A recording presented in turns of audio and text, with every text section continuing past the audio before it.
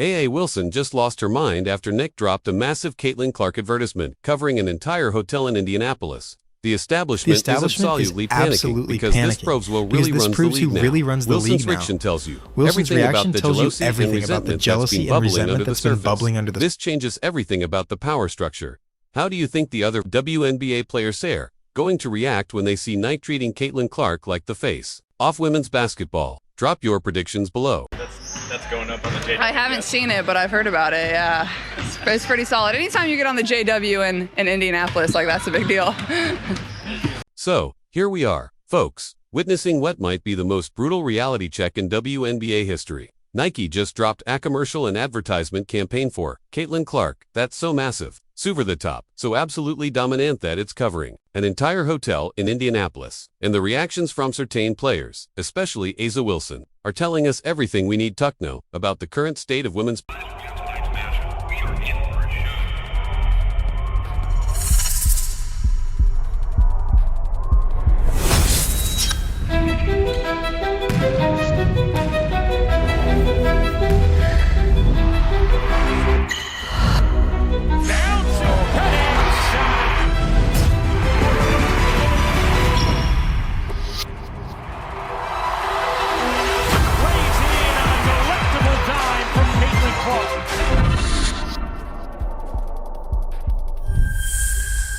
Let's start with what actually happened here. Nike decided to go all out for the WNBA All-Star Weekend in Indianapolis. They made it crystal clear who they think is the real star of this league. They didn't just put up a billboard, a TV commercial. They literally covered an entire hotel with Caitlin Clark's image and branding. 30 stories shy of pure Caitlin Clark dominance right in the heart of Indianapolis. Starting at guard. 6 foot from West Des Moines, Freshman of the Year, Player of the Year, winner of the Staley, Sullivan, Wade, Lieberman, Naismith, Wooden, and several other last name awards. A 2-time All-American First Team, 3-time All-Conference First Team, 3-time assist leader, 10-time won't miss leader, 2-time Tournament Most Outstanding Player, current even more outstanding player. Whew. Conference Player of the Year, Player of the Month, Player of the Week, Player every minute, owner of the conference 3-point record, free throw record, triple-double record, the Iowa State Fair shooting record, the women's all-time NCAA leading scorer, and your new all-time NCAA leading scorer, Caitlin Clark. The commercial itself is absolutely incidental. They have Clark lacing up her new Kobe 5 prototype shoes, and the tagline reads, "When Caitlin Clark laces her new Kobe 5 prototype pay, she steps into a new dimension. Noise fades away, focus hits, and all that's left, Estrov, dominates." The production voe through the roof. The messaging is powerful, and it positions Clark exactly where she belongs, as the undisputed face of women's basketball. But here's where it gets really interesting. The reaction from A.A. Wilson and other established WNBA players has been absolutely priceless. Wilson, who's supposed to be one of the league's premier players, is reportedly going nuts about this whole campaign. And honestly, can you blame her for being upset? She's been grinding in this league for years, and now she has to watch a second-year player get kind of treatment she's probably dreamed about her entire career. The timing of this campaign couldn't be more perfect or more brutal. Here we are at All-Star Weekend, which is supposed to be a celebration of the entire league, and Nike basically turned it into a Caitlin Clark showcase. Every person walking around Indianapolis this weekend is going to see that massive hotel advertisement and know exactly who runs women's basketball. Now, if you guys haven't seen, like, it's actually just crazy. It's crazy, like 30 stories high. Like, this is absolutely mad. Like, the floor is ours, from downtown is my town. Could you imagine if she didn't get voted as an all-star? what makes this even more devastating for players like Wilson is that this isn't just about one commercial or an advertisement. This represents a fundamental shift in how corporate America views the WNBA. For years, the league struggled to get any meaningful sponsorships or marketing attention. Players were fighting for scraps, hoping for even basic recognition from a majority. Then Clark showed up and changed everything overnight. Nike didn't just give her a shoe deal. They gave her Kobe's signature line. They didn't just run a commercial. They took over an entire city block. This is the kind of marketing push that established players have been begging for throughout their entire careers, and Clark got it in her second season. The Kobe connection is particularly significant here. When Nick decided to give Clark access to the Kobe line, they were making a statement about their place in basketball history. The Mamba mentality isn't just about basketball skills, it's about transcending the sport and becoming a cultural icon. By associating Clark with that legacy, Nike is essentially saying Che has already reached that level. But let's talk about the business reality bend. All of this, Nike isn't running this massive campaign because they like Clark, personally, or because they want Tobe, nice to women's basketball. They're doing it because she's the only player in the WNBA who can move the needle commercially. When Clark plays, viewership goes up. When she's injured, ratings drop by 50%. That's not opinion, that's measurable data that corporate executives use to make decisions. The limited release aspect of these shoes is also telling. Only 13,000 pairs are reportedly being released, which means they'll sell out in minutes. The retail is already predicting prices of $4 to $500 for shoes that retail at around $190. That's the kind of demand. No other WNBA player has ever. Wilson's frustration probably isn't just about the marketing campaign itself, it's about what this represents for the future of the league. If Nike is willing to invest this kind of money and attention into Clark, what does that mean for everyone else? Are other players just going to become super tinker actors in the Caitlin Clark show? The geographical significance of this campaign is also worth noting. Indianapolis isn't just any city. It's Clark's backyard. She played collegiate in Iowa, which is right next door. This is her territory, her fan base, her people. Nike basically turned All-Star Weekend into a homecoming celebration for Clark, and everyone else's just invited guests. The player vote situation that was mentioned in the background information adds another earlier to the story. The fact that some players voted Clark 9th among guard shows just how disconnected they are from reality. Here's a player who's saved their league from irrelevance, and they're still trying to pretend she's not special. But Nike's campaign proves that the corporate world isn't buying into that narrative.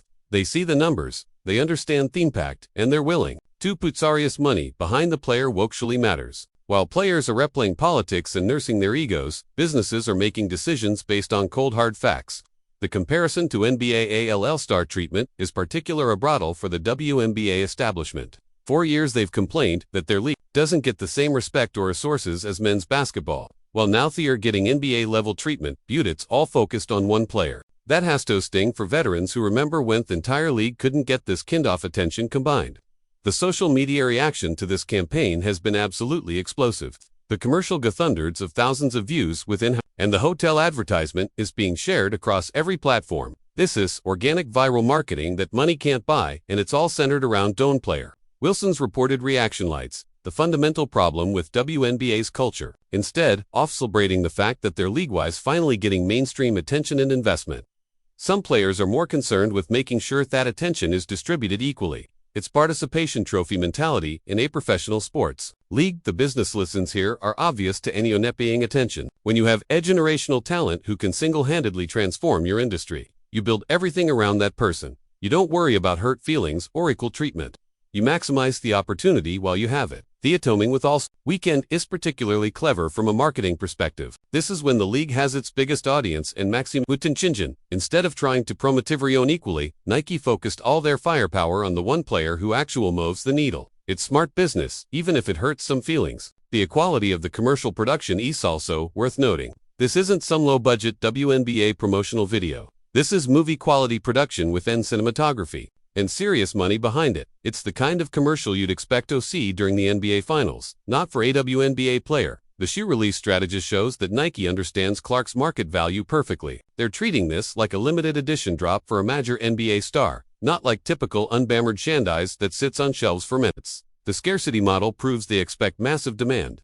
The connection to All-Star voting controversy adds another dimension to this story. While players were busy trying to diminish Clark's achievements through their votes, Nike was preparing to launch the biggest marketing campaign in one bastory around her. The contrast between the players' pettiness and Nike's business savvy couldn't be more stark. Wilson's frustration probably stems from the realization that no amount of in-court success will get her this level of attention. She's been an elite player for years, but she can't generate the cultural impact that Clark brings naturally. That has to be a difficult pill to swallow for someone who dedicated their life to basketball. Excelson. The hotel advertisement is particularly genius because it's impossible to ignore. You can change that channel during a commercial or scroll past a social media post, but you can't avoid a 30-story building covered with Caitlin Clark's image. It's a constant reminder of who really runs this league. Now, the Mamba mentality brings Clark to basketball immortality, a way that transcends gender or league distinctions. When people see Toe's shoes, they're not thinking about WNBA versus NBA. They're thinking about greatness, period.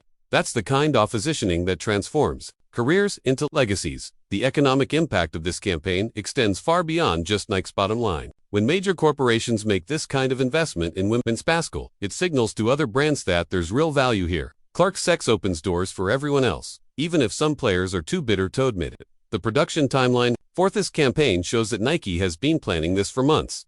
This wasn't a reaction to Clark's recent success. This was a calculated bet on her long-term value. That kind of corporate confidence is unprecedented in women's basketball. The contrast with typical WNBA marketing is absolutely devastating. For years, the league's promotional efforts have been focused on social justice, messaging, and participation rather than individual excellence and entertainment. Nike's approach shows what's possible when you actually market basketball aspects. The global reach of this campaign puts Clark on the same level as international superstars. She's not Jez's face of the WNBA anymore. She's bumming the face of women's basketball world. That's territory that neither current player can even dream of reaching. The psychological impact on other players must be enormous. Imagine Big A.A. Wilson and walking through Indianapolis this weekend, seeing that massive advertisement, and having to face the reality that you'll probably never get that kind of treatment no matter what you accomplish on the court. The business model implications are else. Nike is essentially proving that individual star power can drive women's basketball to new heights. They're not trying to lift the entire league equally. They're betting everything on one transcendent talent. The fan reaction to this campaign shows disconnect between what supporters actually want and what the league establishment thinks they want. Fans are excited about the production value, their respect shown to women's basketball, and the mainstream attention. Players like Wilson are apparently upset about the focus on one individual. The cultural significance of this moment extends beyond just basketball. When major corporations invested this heavily in female athletes, it changes perceptions about women's sports in general. Clark isn't just succeeding for herself, she's opening doors for future generations. The competitive implications of this campaign are fascinating. Other players can complain about the attention Clark receives, but they can't argue with their results. Her success is lifting the entire league, whether they want to admit it or not. The media coverage of this campaign has been overwhelming, which shows that Clark has successfully crossed over into mainstream cultural relevance. She's not just a basketball story anymore, she's an entertainment and business story. The historical context of this moment is important to remember. The WNBA has struggled for relevance and respect for over 2 decades. Now, they have a player who's getting treatment that rivals the biggest stars in any sport. The fact that some players are complaining about the success rather than celebrating it shows how dysfunctional the league's culture has become. The future implications of this campaign could reshape how women's sports are marketed forever. If Clark's Nike partnership continues to succeed, it will